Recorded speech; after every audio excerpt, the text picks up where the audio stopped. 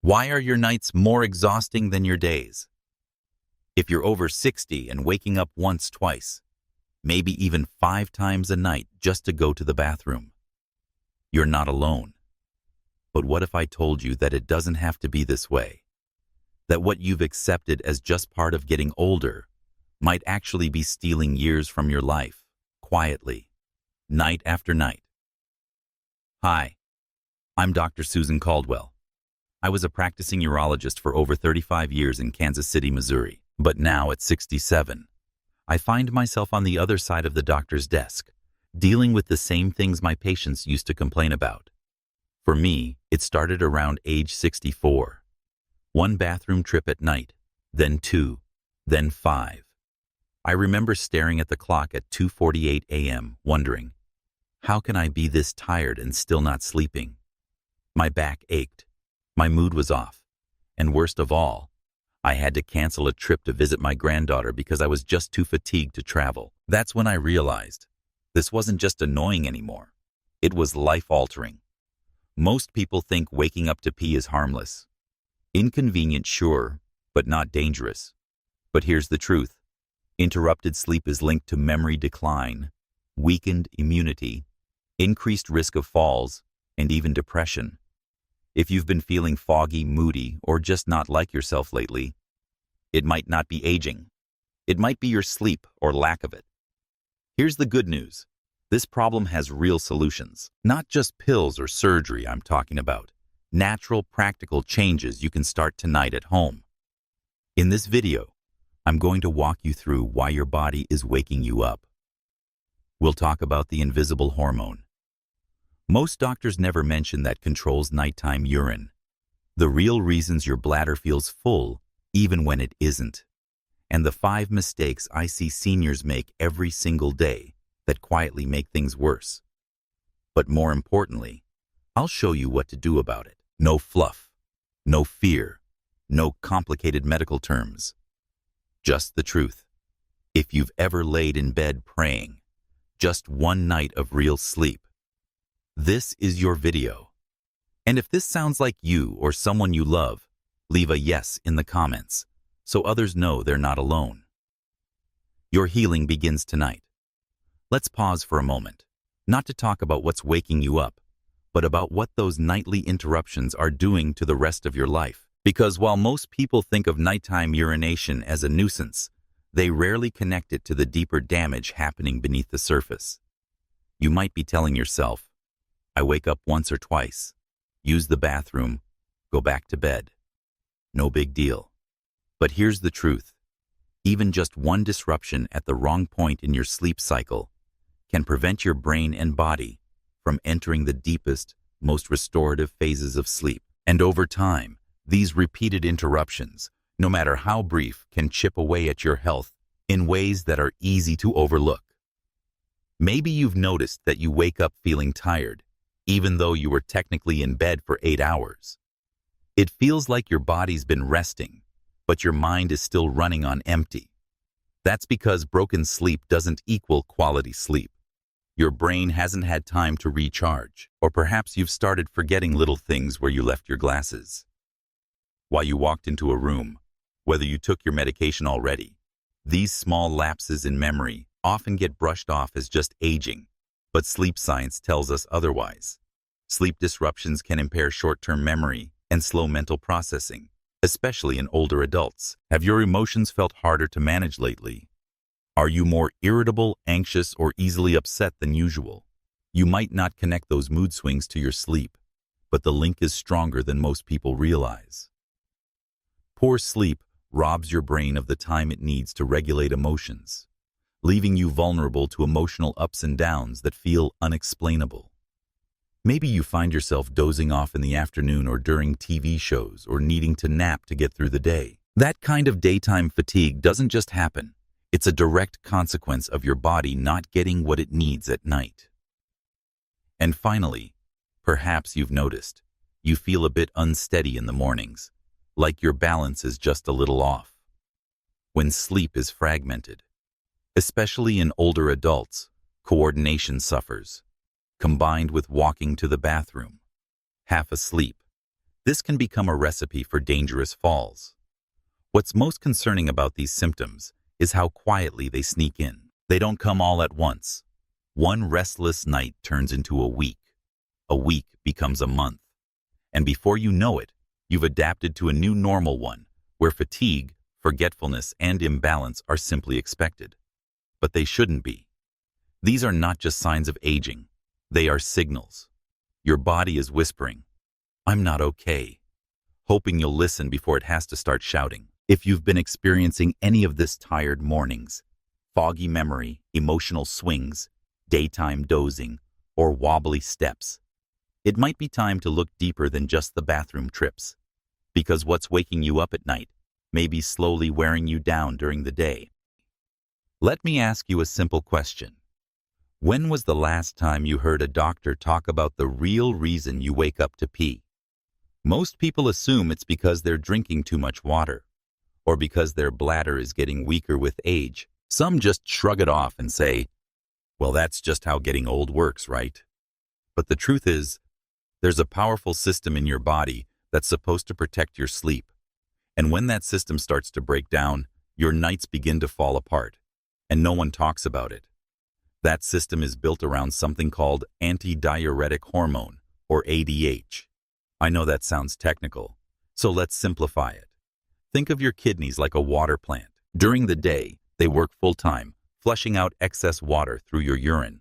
But at night, your brain is supposed to send a signal to slow that process down, to tell the kidneys, "Hey, shut down for the night. We're sleeping." That signal is the hormone, ADH.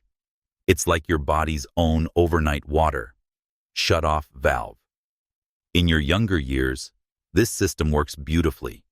That's why you could drink a full glass of water at dinner and sleep through the night without a problem. But as you age, your brain produces less and less of this hormone. The valve doesn't close properly anymore, so your kidneys keep making urine even at 2 a.m., 3 a.m., 4 a.m., and your bladder starts sending you urgent messages. Wake up. We're full. That's the first invisible enemy, but it's not the only one. For many men, especially after age 60, another issue begins to emerge: an enlarging prostate. Imagine trying to pour water through a straw that's slowly getting squeezed. That's what happens when the prostate presses against the urethra. It makes it harder to empty the bladder fully. So even after you pee, there's still some urine left behind. Your bladder fills up faster, and before long, you're waking up again. Women face a different challenge.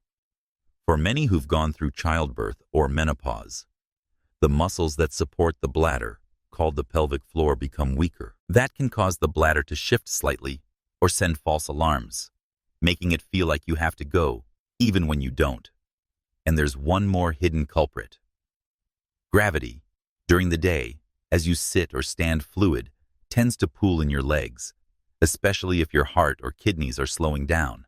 But the moment you lie down at night, all that fluid gets reabsorbed into your bloodstream and filtered out through your kidneys, becoming, you guessed it, urine. The result: your body creates more urine at night than it used to, and your bladder, now more sensitive and less efficient, just can't keep up.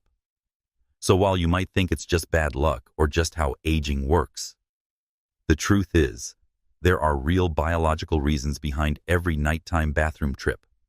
But the best part is this: once you understand what's really going on, you can start making choices that help your body fight back. Because you're not broken, you're just out of rhythm. And tonight, we're going to start getting that rhythm back. Now that we've uncovered the invisible enemies, like reduced hormones, a weakening bladder, and fluid shifts, let's dive even deeper into the roots of the problem. Because understanding why your body is waking you up is the first step toward taking back your nights. There are 4 key mechanisms at play. Each one may be affecting you in a different way, and for many people it's a combination of all 4. The good news: each of these has a practical solution. 1. Your bladder's stretchiness is changing. When you were younger, your bladder was like a brand new balloon. It could stretch and hold more liquid without triggering an urgent need to go. But over time, that balloon starts to stiffen. It doesn't expand the way it used to. That means your bladder feels full much sooner, even when it isn't. So you're getting signals to wake up when you really don't need to yet. Even worse, this shrinking bladder can't hold the same amount it once did. It's not just more sensitive, it's actually holding less. That's one reason why you might feel like you're peeing more often, even though you're not drinking more water. 2. Your body isn't draining fluid during the day like it used to. Normally, your legs and tissues hold on to extra fluid while you're sitting or standing. In a younger, more active body, this fluid is gradually pushed back into the bloodstream during the day. But as circulation slows with age, more of this fluid stays in your lower body until you lie down. That's when it rushes into the kidneys, causing a spike in nighttime urine production. This is especially common in people with swollen ankles, varicose veins, or heart and kidney concerns. If your feet look normal in the morning but swell by evening, this is likely affecting you. 3. Your bladder is confused by false alarms. This is called overactive bladder. Or in simpler terms, your bladder is sending the wrong signals. It's saying, "Go now," even when it's only half full. This tends to happen more often in women, especially after menopause or childbirth, when the pelvic floor muscles weaken. But men aren't off the hook. Enlarged prostates can cause residual urine to remain in the bladder, making it feel full sooner and causing more frequent urges. In both cases, your body is reacting to incomplete or faulty signals and waking you up unnecessarily. 4. Your sleep cycle is too light to ignore these signals. As we age, we naturally spend less time in deep sleep and more time in light, easily interrupted stages. That means even a small sensation, like a slight bladder stretch, can wake you up. It's not just your bladder that's more sensitive, it's your entire sleep system. That's why managing nighttime urination is never just about the bladder. It's about hormones, muscles, circulation, and sleep quality, all working together. So if you've been blaming yourself for waking up so often, stop. This isn't your fault. It's biology. And biology can be retrained. In the next section, we'll walk through the 7 most common mistakes people make that actually make this worse and what to do instead. Even after understanding the real biological causes of nighttime urination, many people continue to struggle. Why? Because they unknowingly reinforce the problem through daily habits, innocent routines that quietly make things worse. Here are 7 of the most common mistakes that keep people waking up again and again, and what to do instead. The first mistake is drinking water too late in the evening. You've probably heard that hydration is important, and it is. But the timing matters. Many people forget to drink water during the day, so they try to catch up in the evening. The problem is, your kidneys don't know you're just trying to rehydrate. They treat all that late-night water the same way, by turning it into urine while you're trying to sleep. The better approach: front-load your hydration. Aim to drink most of your fluids before 6 p.m., and after dinner only sip enough to swallow medication if needed. Second, many people take a nap too late in the day, sometimes after 5 or 6 p.m., thinking it'll help them stay refreshed. But late naps confuse your body's internal clock, making it harder to fall into deep sleep at night. Then when you're already sleeping lightly, even a small urge to pee is enough to wake you up. Try keeping naps earlier in the day, ideally before 3 p.m., and limit them to 20-30 minutes. The third mistake is watching TV or scrolling on your phone in bed. Blue light from screens tells your brain it's still daytime, blocking the release of melatonin, the sleep hormone. That keeps you awake longer and increases the chance you'll notice those nighttime signals from your bladder. Replace screen time with a short, relaxing ritual. Soft music, a warm compress, or simply dim lighting, and a book. Fourth, many people avoid going to the bathroom before bed if they don't feel the urge. But skipping that, just in case bathroom trip, is a missed opportunity. Even a small amount of urine in the bladder can combine with overnight production and trigger a wake-up call. So always empty your bladder right before getting into bed, even if it feels unnecessary. The fifth mistake is ignoring fluid-heavy foods at dinner. Soups, stews, watermelon oranges, even a beer with dinner. These can sneak in more liquid than you realize. That extra fluid adds up in your system and shows up hours later in the form of 3 a.m. bathroom visits. Be mindful of how much water you're eating, not just drinking. Sixth, a lot of people sleep flat on their back or side without elevating their legs in the evening.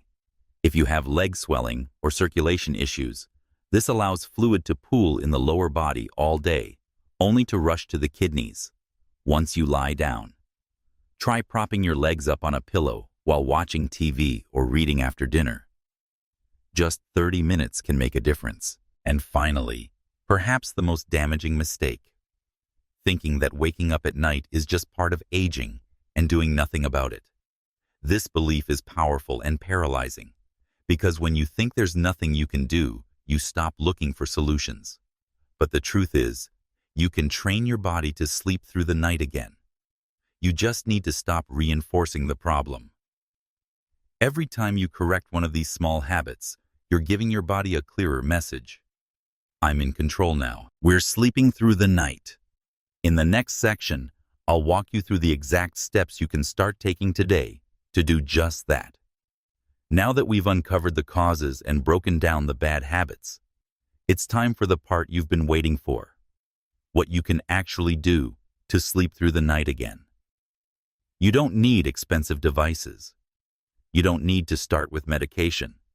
You just need to teach your body how to rest again. And like anything worth doing, it starts with small, consistent steps.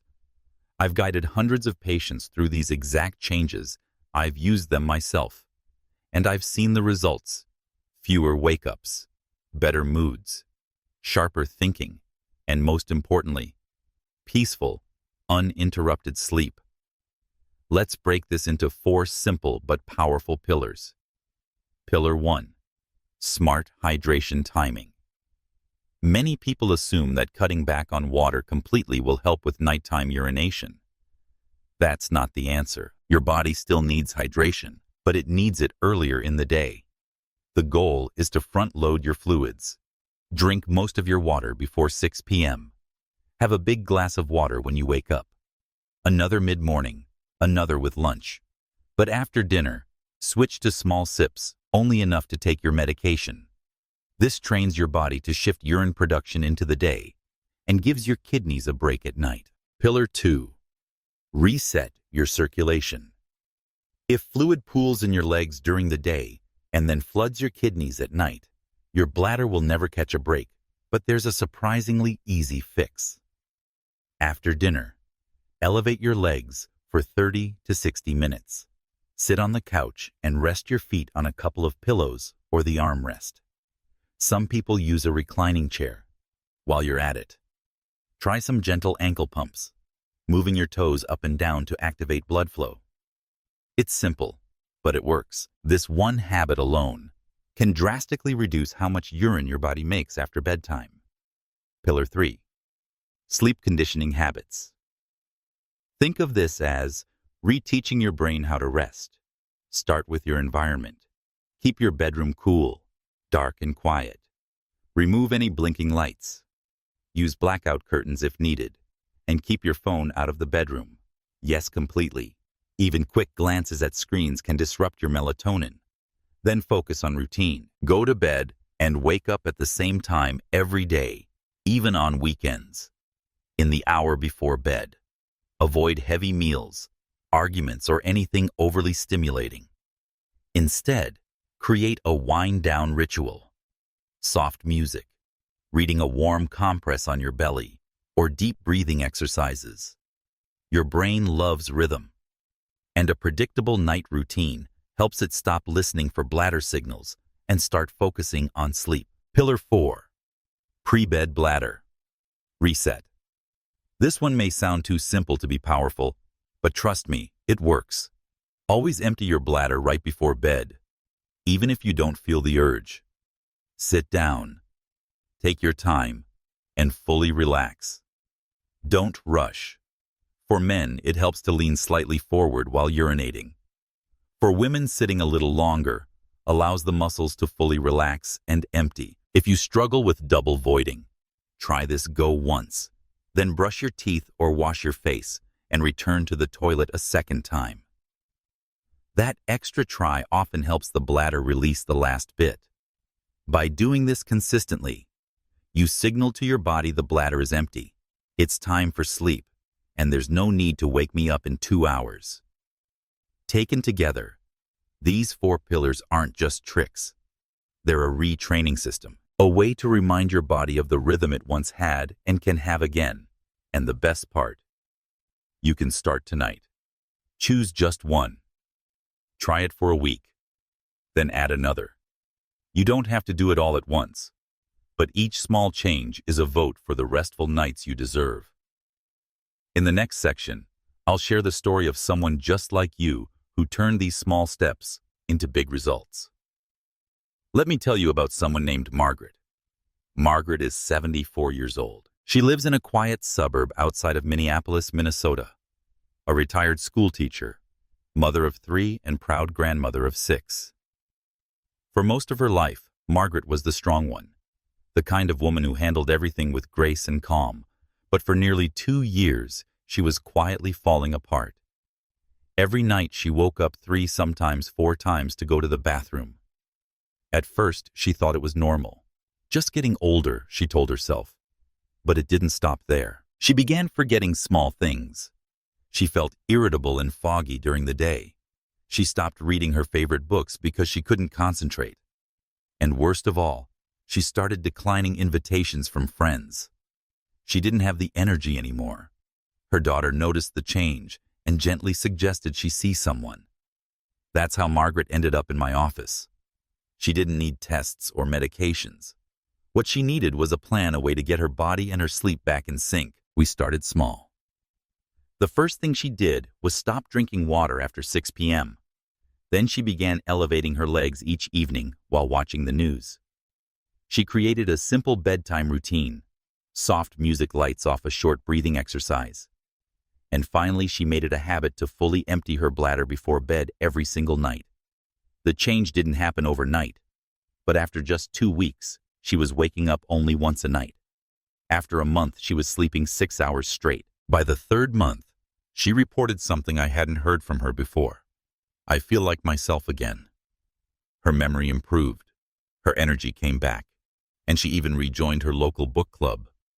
What worked for Margaret wasn't magic. It wasn't expensive. It was consistency. It was patience.